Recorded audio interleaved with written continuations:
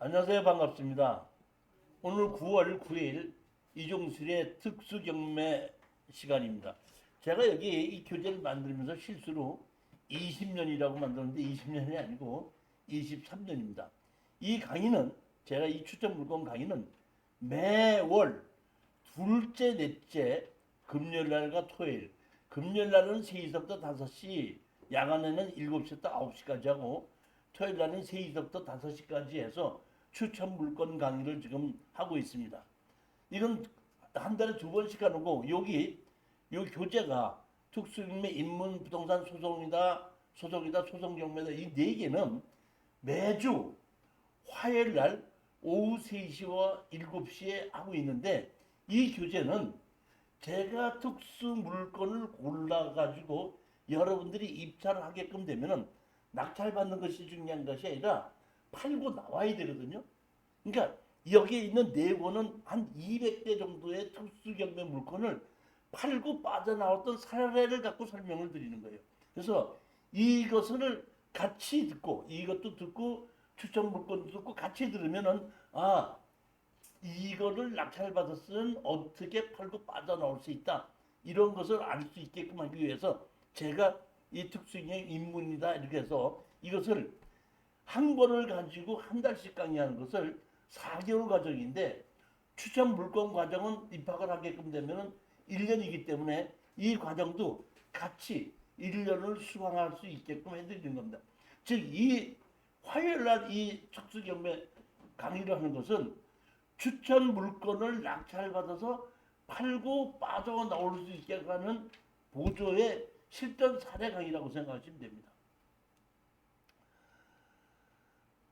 여기 장소는 선릉역 5번 출구에서 역삼방향 직진으로 한 200m 올라오시면 아나운타워라고 오른쪽에 오피스텔이 있는데 거기에 14층 14호입니다.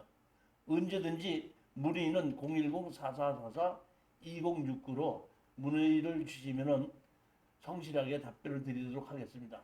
자, 오늘 제일 첫 번째 물건을 제가 한번 보시겠는데 오늘 물건을 한 20개를 골랐는데 제가 아파트를 많이 고르지 않는데 이번에 아파트를 한 2개를 골랐고 그 다음에 이 토지가 한 3개를 골랐고 지분이 한 3-4개가 있고 그 다음에 공매 물건으로 건물 매각치에 토지만 나온 것이 있어서 이렇게 한 20여 개를 골랐습니다. 자, 제일 첫 번째 물건을 보시겠습니다. 2022 타경 434인데 이거는 임의경매고 인천광역시 부평구 상곡동에 있는 아파트입니다. 2층 204호입니다. 그러니까 층수가 조금 낮습니다. 낮은데 여기 보시게끔 되면은 감정 가격이 6억 8천이 3억 3천4백까지 떨어졌습니다. 이거는 권리 분석상 아무 문제가 없습니다. 대항력도 있는 것도 없고 인수되는 권리가 없습니다. 그냥 아무 문제가 없는데 가격이 좀 떨어졌는데 제가 보니까 인천에 먼저 왜 그 전세 사기라고 하는 것이 인천에서 많이 났지 않습니까? 그래갖고 그쪽이 조금 거래가 뜸하고 이렇게 잘 안 되는 모양이더라고요. 그래갖고 이게 49%까지 가격이 떨어졌는데 이렇게 떨어졌다고 해서 절대 저는 경매로 나오는 물건을 가격을 질러서 사는 거는 좀 반대합니다. 그러니까 이거를 적당한 가격에 한 60%에서 65% 정도 사이에 입찰에 들어가시면서 마음을 나는 오늘 낙찰 받으러 가는 것이 아니라 떨어지러 간다. 근데 낙찰 받으면 좋고 떨어져도 아무 문제 없다. 이런 마음으로 가시고 항상 제가 투자할 때 부동산 투자, 경매 부동산 투자는 버스를 놓치면은 리무진이 오더라 하는 그러한 마음으로 입찰을 하라고 저는 권유하고 있기 때문에 이렇게 아무 문제가 없는 것이 49%까지 떨어졌다고 하더라도 절대 지르지는 마시라 하는 걸 제가 권유하고 싶습니다. 자, 이번에는 두 번째 물건을 보시겠습니다. 두 번째 물건은 이번은 충청북도 충주시 신림면 화성리에 있는 공장입니다. 저는 지금 우리가 부동산을 투자하기 위해서는 또는 내가 소유하기 위해서는 저한테다 만약에 어떤 분이 너 공장 가질래, 빌딩 가질래 이렇게 얘기하면 저는 공장을 갖겠다고 하겠습니다. 그러니까 앞으로의 시대가 코로나 시대가 끝이 나면서 그 인터넷과 이 뭐라 그러죠 우리가 그 거래를 하는 것을 그 가서 사지를 않고 주문을 하지 않습니까 인터넷에서. 그렇기 때문에 그런 면으로 봤을 때는 창고와 공장이 앞으로 더 유망하지 않을까 이런 생각을 합니다. 자, 공장인데 2,482평의 공장이고 땅이고 그다음에 1,395평의 이 공장이 지어져 있습니다. 근데 제가 이걸 봤더니 공장을 짓다가 준공을 내지 못한 공장입니다. 그래서 채권자가 강제로 기입 등기를 하고 그리고 건물과 땅을 같이 경매를 집어넣는다. 공장도 같이 집어넣는 겁니다. 그리고 여기 보면 가처분이 있습니다. 뭐가 있어요? 가처분인데 기준 권리보다 후순위에 있는 가처분이죠. 자, 그럼 한번 여쭤볼게요. 기준 권리보다 후순위에 있는 가처분은 말소가 됩니까? 안 됩니까? 저렇게 잘못 생각하시는데 가처분은 선순위로 돼 있어도 말소가 될 수 있고 후순위가 됐는데도 인수할 수가 있습니다. 가처분은 거기에 뭐 등기 묻은 거나 뭐가 잘못됐기 때문에 팔지 말아라 이렇게 될 수 있기 때문에 선순위인 경우에 말소되는 경우에는 가처분 기간이 3년이 이상 됐을 때는 제척 기간에 의해서 말소될 수가 있습니다. 그런데 후순위 가처분인 경우에는 배당 요구를 했다든지 그 다음에 배당으로 받아 가져갈 수 있다든지 했을 때는 후순위에 있는 가처분도 말소가 되는 것이다 이렇게 보시면 됩니다. 원래 이 가처분은 왜 가처분을 했는지 그 내용을 알고 그 뭐 등기 이전에 대한 가처분인지 뭐 이런 걸 다 보고 판단을 해야 되는 것인데 일단은 배당 요구를 했다 그러면 말소입니다. 그럼 여기를 보시게끔 되면은 자 보세요. 여기 보시게끔 되면 가처분을 여기 뭐 여기 기술 보증 기금에서 피보증권에서 가처분 해놨죠. 근데 이 가처분을 가지고 판문을 가지고 여기 보시게끔 되면 뭐랬죠? 소유자가 여기 보면 임의 경매를 누가 신청했죠? 기술 보증 기금에서 신청했죠. 그렇기 때문에 이 가처분은 말소가 된다고 보시면 됩니다. 그 다음에 여기 보시게끔 되면 건축법상 사용 승인 받지 않는 건물이 이렇게 돼 있죠. 이거 건축 허가는 나지 않았다 이런 뜻입니다. 지금 여기 보시게끔 되면 여기가 무슨 식품 제조 공장이라고 하는데 제가 여기 전화를 걸어서 알아봤더니 식품 제조 공장인데 그 제조 공장에 있는 그 기계가 다 들어오지 않으면은 건축 허가 준공을 안 해주겠다 이런 얘기를 담당자가 지금 합니다. 자, 그러면 이정희 사장님, 네. 여기 건축물 관리자는 안 내준다 되고 건물 등기부등본 있죠. 네. 그러면 건축물 관리자는 뭐에다 사용하는 거죠? 건축법에서 건축물 관리장이 만들어지는데 건축물 관리장이 만들어져야지 건물 등기부등본이 만들어지죠. 네. 그러면 건축물 관리장을 먼저 만들어야지 등기부등본 만들어주지 원칙적으로는 건축물 관리자가 없으면 안 만들어줍니다. 그러면 건축물 관리자장을 건축법에 의해서 만드는 이유가 뭡니까? 규제하기 위해서예요. 그러면 규제를 하는데 규제를 피하기 위해서 일부러 건축물 관리자를 안 만들게끔 되면 팔거나 매매를 하지 못하게끔 등기부등본을 안 만들어주는 거예요. 그런데 여기는 건축물 관리자가 없으니까 규제받을 일은 없죠. 팔거나 사는 데는 문제가 없죠. 그러니까 여기에 건축물 관리장이 없는 것을 리스크라고 생각하지 말라는 겁니다. 원래는 이렇게 되면, 자 보십시오. 제일 먼저 어떻게 되냐면 건축물 관리장이 만들어지면 건축물 관리대장을 가지고 지적과에 가서 지목을 바꾸는 겁니다. 공장 용지 바꿔주는 겁니다. 그러고 난 다음에 그럼 그래서 등기소에 가서 등기 신청을 하죠.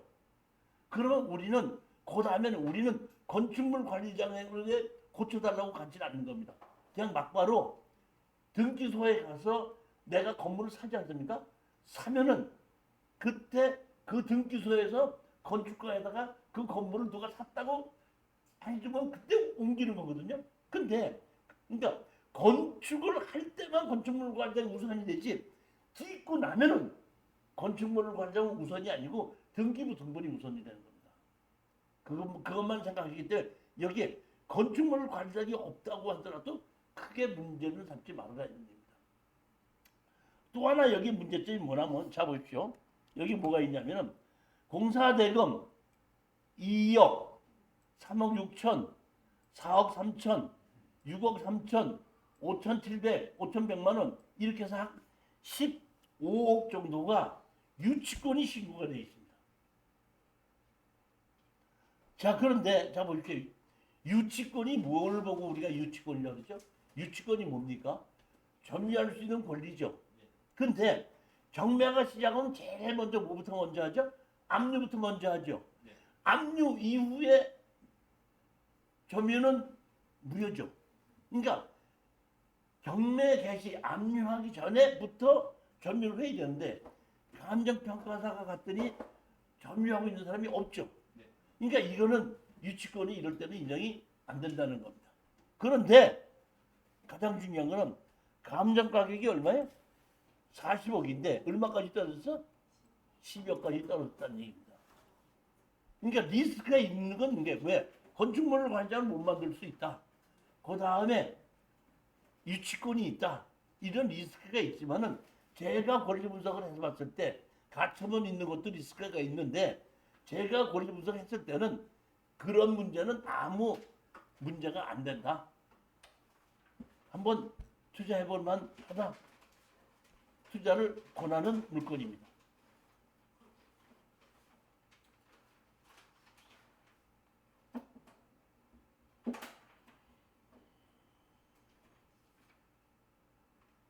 이렇게 두 필지로 돼 있고 건물이 세 동이거든요. 이제 보시게끔 되면 이렇게 딱 있고 옆 주변에서 이렇게 공장이 같이 있는 그런 곳입니다. 그리고 용도 지역은 임야고 계획관리 지역입니다. 아직 그 준공이 나서 이거를 가지고 지목을 그 공장 용지로 바꿔달라고 해야 되는데 바꾸지 않았기 때문에 건축물 관리자는 가져가야지 바꿔주거든요. 건축물 관리자이 없으면 안 바꿔줍니다.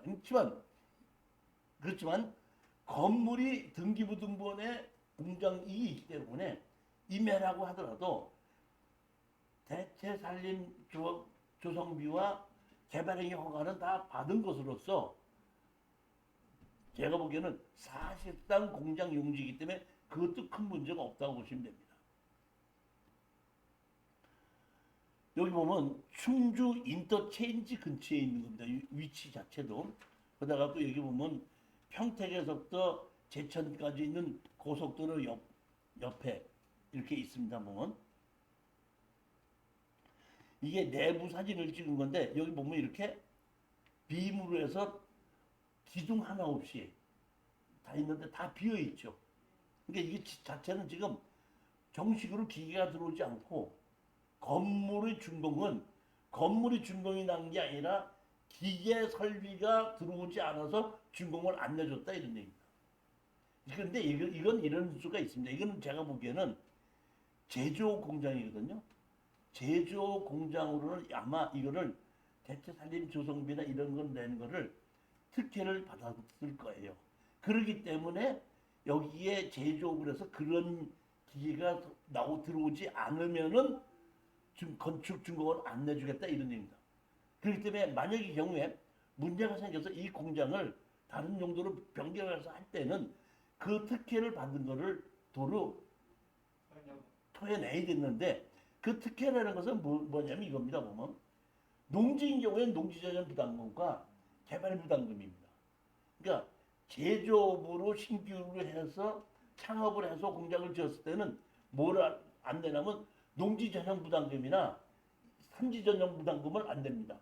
그 다음에 공장으로 다 만들어 지면은 뭐 임야에서 공장 용지를 바뀌게 되면은 개발이익 환수금이 있는데 그 개발이익 환수금을 면제를 해주는 걸 안 해준다는 겁니다.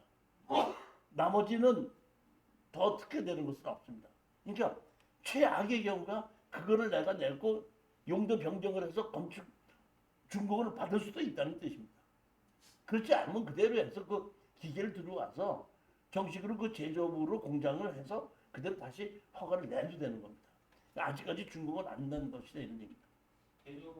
제조업 말고 나는 제조업으로 아니 그러니까 거기에 가서 여기 충주시에 가서 여기가 무슨 허가를 어떻게 받았고 기계가 무슨 기계가 더 들어와야지 준공을 내주는지를 이렇게 보시면 해서 확인해 보면 되는 겁니다.